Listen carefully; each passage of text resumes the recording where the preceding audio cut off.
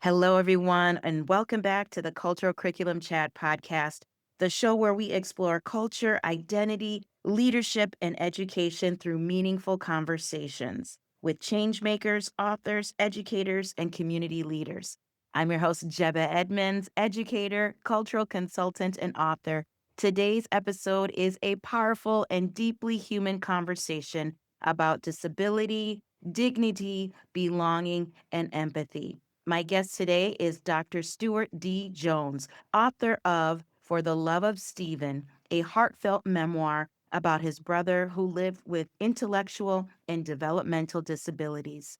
This book includes a foreword by Dr. Temple Grandin and is now included in the Library of Congress. Dr. Jones brings a remarkable range of life experience to the conversation. He began his career in ministry, later spent 30 years in executive leadership in higher education, and now teaches speech communication at the university level.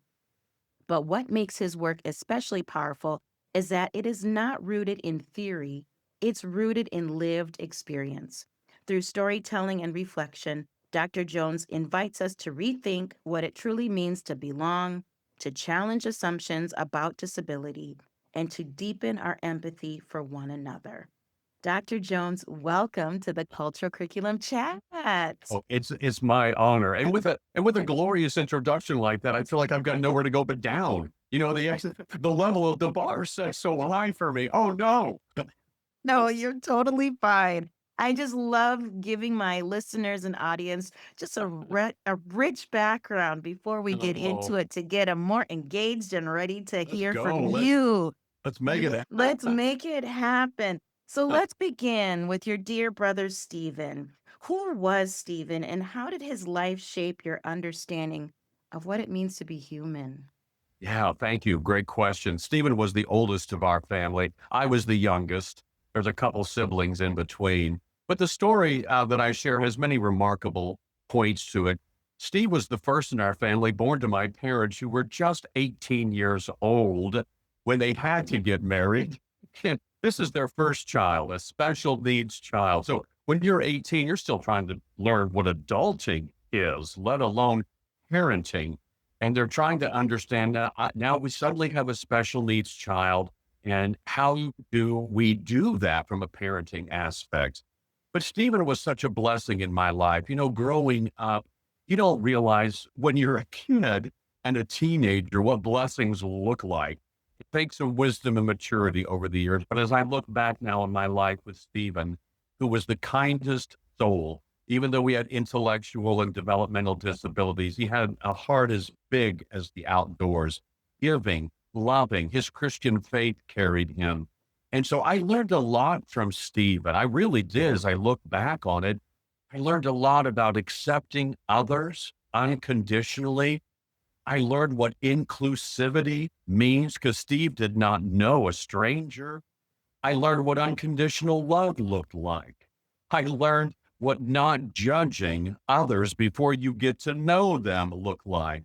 And I learned a lot about perseverance because, oh my gosh, Stephen was just so persevering.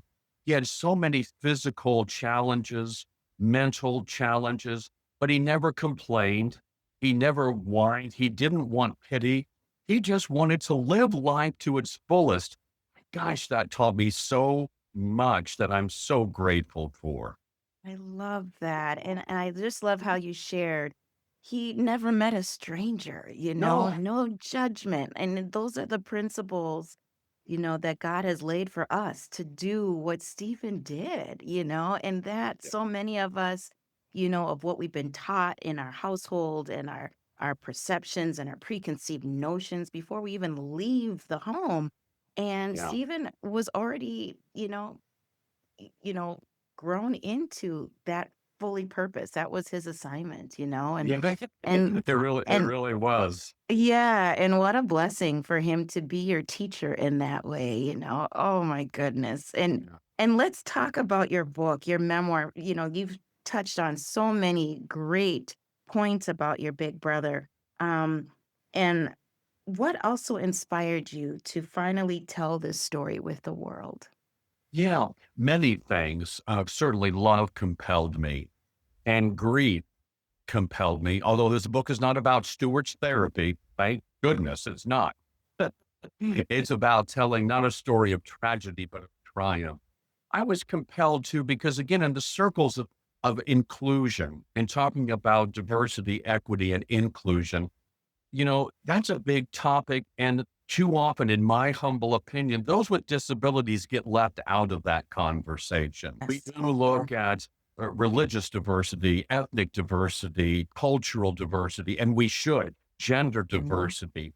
Yeah. Diversity is a big topic, but too often, I think, as I've been learning, as I meet with disability advocacy groups, they're worried that those who are disabled really tend to get left out of those conversations.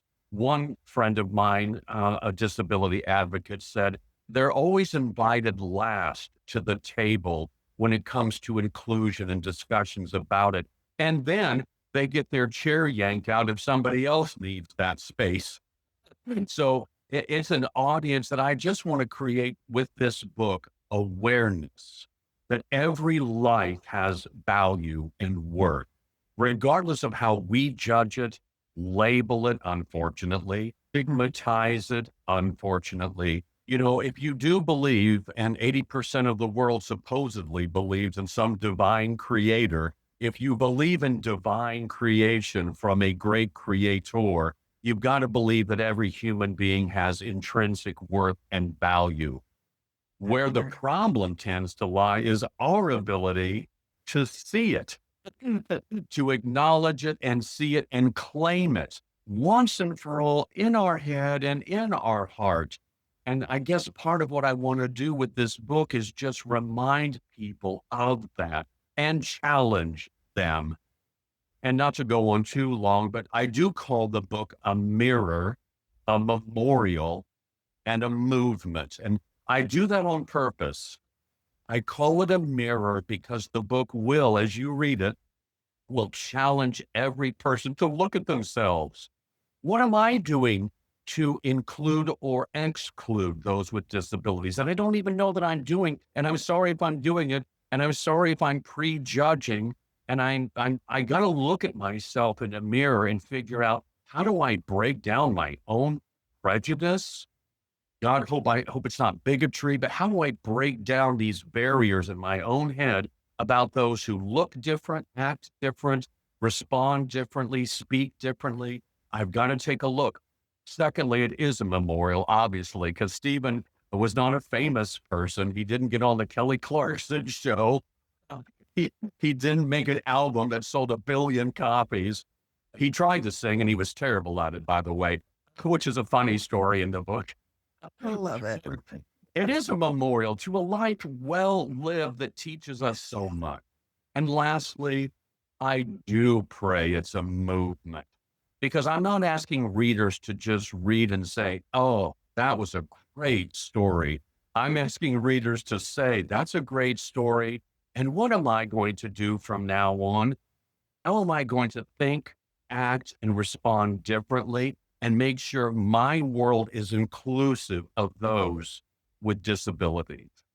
Oh, I love that, Stuart. And I love how you broke it down, the mirror, the memorial, and the movement. Because yeah, you can be moved, but this is an activation, like, okay, take Stephen's story and keep going. How can you, reflect on your own actions? Yeah. Like you said, oh, this is great. Yeah. And we know, especially, thank you for painting that picture of having that chair pulled from under our disabled, Mhm. groups, for that inclusivity. People still hold those misconceptions about Oh, yes. individuals with intellectual and developmental disabilities. What are some of the biggest misunderstandings that you encounter? Yeah. The biggest one that I know from growing up with Stephen, that I know from my own reading and talking with other families and with disability advocacy, the biggest one is simply dismissing and underestimating. We immediately assume it's somebody with an intellectual disability, with a unfortunately, we use these stupid IQ standards, but somebody with a low IQ with cognitive challenges can't do much is a tremendous mistake.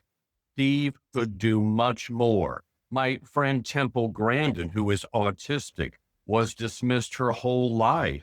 And early on, like my brother Steve, marginalized and kind of cast aside. And people thought, what can she do? She has a disability. What can she possibly offer to the world or to society or to work or to anything? And she offers, oh my goodness, mountains of information, intelligence, wealth, and wisdom. And Stephen had his own way of doing that too. So we tend to see people with disabilities, and we have a couple innate reactions that I talk about in the book. One is pity. Some people will quickly jump to pity, like, oh, that poor person, what a terrible life they're living. No, I don't think they would say that. Steve would not say No. that. Mm-mm. Steve did not want pity. He wanted inclusion. All Stephen wanted was to belong and feel like there was a place for him, not just to be invited to the table, but to be seen at the At the table. table, Yeah. yes. And Yes. acknowledged at the table as And fully acknowledge it. human. So pity Yes. is one reaction. And the other tends to be, and people have confessed this to me, and I understand, but the second reaction tends to be fear. Oh dear, that's a disabled person. Should I talk to them? I'm uncomfortable. Who cares about your comfort? But anyway, I'm Yes. uncomfortable around somebody who looks different, acts different, moves different, thinks different, speaks different. Getting past your own uncomfortableness. And again, seeing another human being who's different, but not less than you. Yes. Breaking down those barriers is so tough for people. Don't jump to pity. Don't jump to being afraid. See another human being like you would meet any human being and engage them in any way you can. They will appreciate that so much, just to be seen and Just to be acknowledged. seen. Yes, that is so, and it doesn't cost anything. Yeah, that's right. No money, no extra training, no extra credit hours for your professional. It's just seeing another human being to another human being. And I love how you said, and to see them and also acknowledge that they're Yes. here Yeah, in because front of you. you can let them sit there, but you can also just continue to pretend they're invisible. So having them Yes. near you is not inclusion. No, it's not. I feel like it's performative, just Yes. like, well, you're here.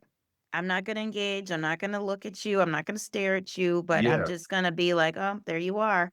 But not have a conversation, not, Right. have some sort of, interaction. That to me, I Right. love that. Yeah. Right. And And one of and yes, go ahead. I was gonna say, and please, I never want to make myself out to be a saint, because I am not. We won't go down that road. That's another podcast. Same. I got you too, Stuart. I'm the same. I'm like, "Dude, we But make I can mistakes, we stumble, but Well, yes. I Yeah. confess in my book that I too, just as a regular human being who's not perfect, I'm quick to judgment too. Oh, he looks creepy. Oh, why is she wearing that? Oh, we just make these judgments so quickly. And it's the old adage, don't judge a book by its cover. Forget the cover. Let's get into the book and see what this human being is all about. And I remember I recently, in chapter 8 of the book, it's called God Don't Make No Junk. It was Yes. a sermon preached by my pastor when I was a preteen, and it changed forever the way I would think about my brother Stephen, thank God. But I used that chapter as a sermon, and I've delivered it at just a couple churches now. But I was so happy at one of the churches. I saw a family come in with an IDD child, intellectually developmentally disabled. And I was so happy to see that they came just because of the publicity to hear this message, God don't make no junk. But couldn't help but notice that hardly anyone from that church made this visiting family with a special needs adult. He was actually an adult at that time in his 30s. They didn't speak to him. They didn't acknowledge him. So, of course, I made a beeline to him, right? And all I did was introduce myself. He was nonverbal on his autism spectrum. So his mother helped make the introduction. She gave me a few tips on how to communicate. So I did my best to communicate with Samuel. And it was probably the greatest blessing of that morning. I met all kinds of neurotypical people. The meeting Yeah. Samuel, who was neurodivergent, was so special to me. And he got loud at one point, which I didn't, but it didn't bother me. But of course, it makes people look. But his mother said, "Oh, Dr. Jones, he's just happy right now. He's happy. He's happy that you're standing here talking to him, and that's the sound he makes with joy." And I thought, Yes. great. But for many people, that's uncomfortable. Moving past that is the challenge we all have. Yes. Oh, that is so powerful. And just how you even shared, like, you went to his mother to kind of ask of, what is an appropriate way of interacting with your son? Exactly. Simple. She gave you tips and you went Mhm. and took that direction. That is so Exactly. amazing. And again, something that if you're not sure, ask that caregiver with that person to say, what Yes. is the best way to interact with the person that you're caring for? And that's all Yes. it takes. And again, they would feel comfortable to go, wow, you see the person I'm caring for, my child, as someone of value, of someone that is, worthy of being, which they're all enough, but they're Yeah. worthy of being interacted and you want to be Yeah. appropriate as well. Oh my goodness. I love So, talking to you because you get this. And I knew before the podcast ever started, you already get it. I'm talking to the choir. I'm preaching to the choir, and it's fun. and I do, I love that phrase that you said, God don't make no junk. Yeah, that's Yes, right. that is so true. So Yeah, true. it's based on Psalm 139 verse 4, which is, we are fearfully and wonderfully made. And we know Yes. that full well. And so the message is, if God is the creator, this human being is not a mistake. There's a purpose. There's a reason in all of God's creation for how we are made. And I love that we're all so different. You're different. Yes. I'm different. Yes. If we were all the same, we would be androids and it'd be a boring world. So boring. So boring. I love this. Now, I just to continue this conversation because it is so good, you know, when you shared about your family navigating systems and spaces, at the time when your parents they were married young, this is their first child, that didn't always include, your brother. It wasn't designed to include your brother. Right. What did that experience teach you about those systems of inclusion and the lack thereof? Yeah. Mhm. Again, not to repeat myself, but I'll make a little a quote here that's I don't even know who said it. Youth is wasted on the young, and because it's not until we get older that we really realize stuff, including about my parents. Right. Jebeh, part of the reason I wrote this book too was because I admire my parents. Growing up, no kid admires their parents. No kid thinks their parents are smart or wise. They're like, you're dumb. And I know everything at age 13 and 14. What did you guys know? I realize now my parents were absolutely amazing. And here's why they were amazing. They were pioneers before they even knew what pioneering was. Steve was born at a time in the early 50s and grew up in the 60s and 70s where special needs children were excluded. They were usually put in institutions. That was the recommendation my parents were given by a doctor and by my father's own mother, Stephen's grandmother. Put him away in the state hospital. You don't want to care for him. And, you can visit him on weekends or Easter or Christmas, whenever you want. And my parents, age 18, said, No. Dad and mom said, we didn't even think about it. Our instant gut level heart reaction was, no, this is our child. We will figure out how to raise him. Now, in Steve's day, not only were they institutionalized or they were hidden away in the home as something to be ashamed of, my parents said, there were no resources. There were no services then. There weren't. Special education was barely starting to dawn as something a teacher could major in. and learn how to provide special education. Steve didn't have it for the first several years of his schooling life. So, it took him a while to catch up educationally with reading and trying to write and knowing his numbers and letters. But what my parents did, now I got to cut to the chase here. What my That's good. parents This is fine. did was they refused the prescriptions of society about what to do with a special needs child. My father was far more bold. He wanted people to see his son. So not only did we go to church, and Steve was fully active in church, doing ushering or doing whatever tasks, a church ministry requires, but Dad took Steve to join 4-H, and there was no special education group in 4-H. There was just kids. So it's like, here's my son Steve. He's joining 4-H. Let's do this. And of course, the leaders are like, "Whoa, okay. Oh, this is interesting. We don't know how to do this." And Dad took him to Boy Scouts. And thank the Lord, we had two wonderful Boy Scout leaders. And I went to Boy Scouts too. I followed Steve in Boy Scout. But these were two men who said, "Steve, yeah, he's welcome here. Let's put him in with the quote regular kids." And my parents were integrating Steve in a time when you didn't integrate special needs children. And it made all the difference because for Stephen, it bolstered his confidence. It really did. So it made me feel like I do belong. And then he began to grow into a mindset of, I don't understand why people don't want me to belong. I belong in church. I belong at Boy Scouts and 4-H. I belong in church softball and church basketball. I can't play very well, but I belong. Yeah. And I can't play very well. So it Yeah, just was wonderful that my parents were inclusive before inclusion became a buzzword, right? exactly. Yes. And And not that like you they said, and not that they were obnoxious, but they they kicked open the front door, whether it was open to them that or part, not, and they I brought love Steve it. in. And just how you said, they totally did not follow that prescription that society Wow. had for Stephen. Huge, and like you said, they were pioneers. They had no idea, but they saw their child and they said, you know what, doggone it. He's going to be involved in all of these things, and you are going to accept him as he is, Yes. and keep moving forward. That's And I think that's amazing. something my parents did right too, that I put in the Yes. book. I've done a special chapter for parents. And my mom and dad weren't perfect. They will tell you they're still alive. God bless them at age Yes. 90. And they were Oh, instrumental in helping me get this book rolling because they had all the stories.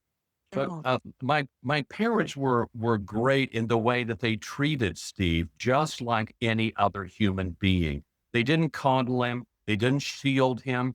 They didn't give him special favors. If Steve acted out, he got in trouble. If I yeah. acted out, I definitely got in trouble. Well, my parents raised him as a neurotypical child just to be able to see what can he do.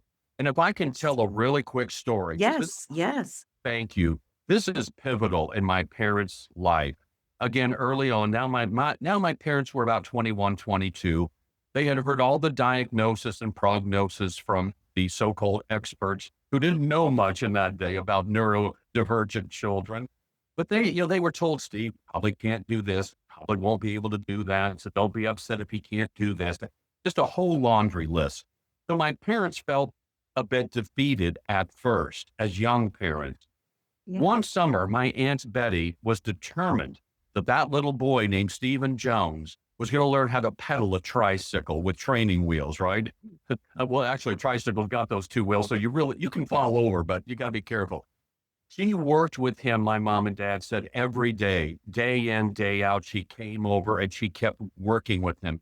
Finally, one day, my mom and dad said, Aunt Betty is screaming at them, Keith, Phyllis, get out here. Keith, Phyllis, get out here. And they came out, and that little 3-year-old boy was slowly using his feet and legs to pedal that bicycle. Now, my parents started to cry. It was like, to them, Stephen won the Tour de France in their minds, right? Yes. Yes. But here's what changed. My parents said from that moment on, they stopped thinking about what can't he do, and they started asking a different question. What can he do? What is he capable of? That changed the whole trajectory for Stephen's life. That's amazing. And how the people around Steven, his parents, his aunts, his siblings, they never Yeah. gave up on him. Just how she No. was consistent every single day. Like, this kid is going to learn how to ride this trike, Yeah. and they got rid of that deficit mindset of what he can't do, but what can he do? I mean, wow, Yeah. I would have been tearing up too. Like, look at him Sure. go. Wow. Well, my That's parents give amazing. us siblings a lot of credit that I'm not sure we deserve, but mom and dad said Steve was so blessed, Stuart, to have you and Scott and Susan because you taught him so much.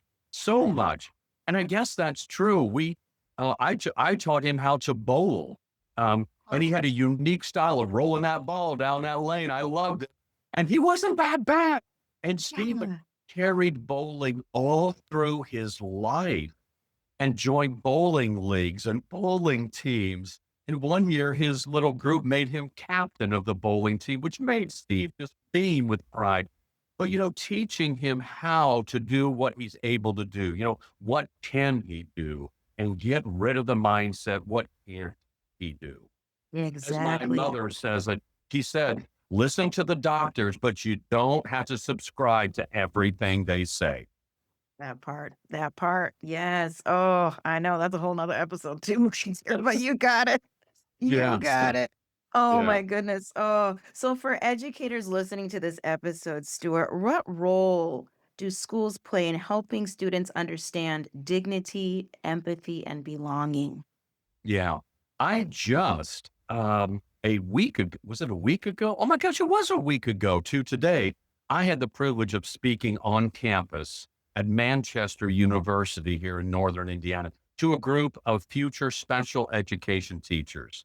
What a privilege that was. Yeah. And I asked them some questions. I wasn't trying to trick them, make them feel inadequate, but I told them Stephen's story. I wanted them to understand where we've been, where we are, and where we still need to go.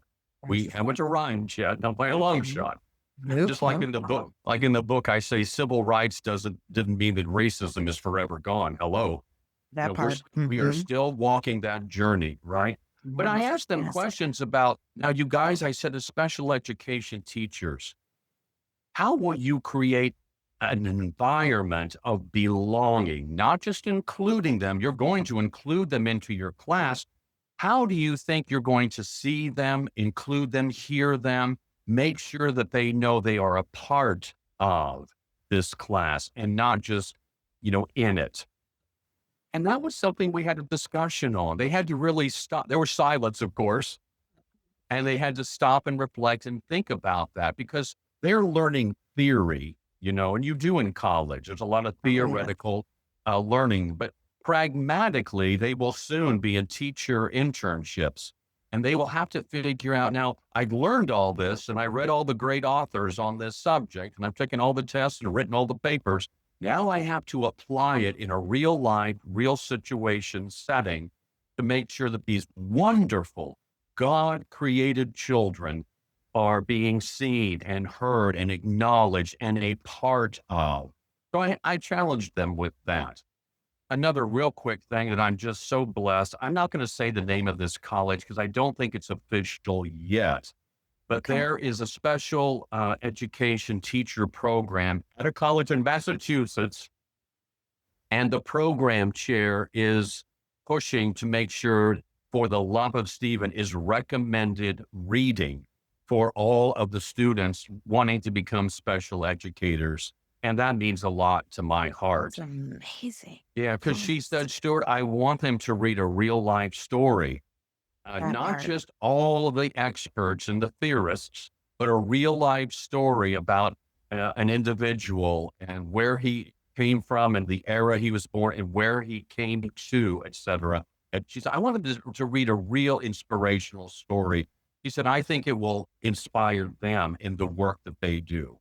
So, Yes, and they'll always have, a Steven in their classroom when they encounter their classroom, and so I feel like it is. It should be on every teacher's Oh, desk thank because you.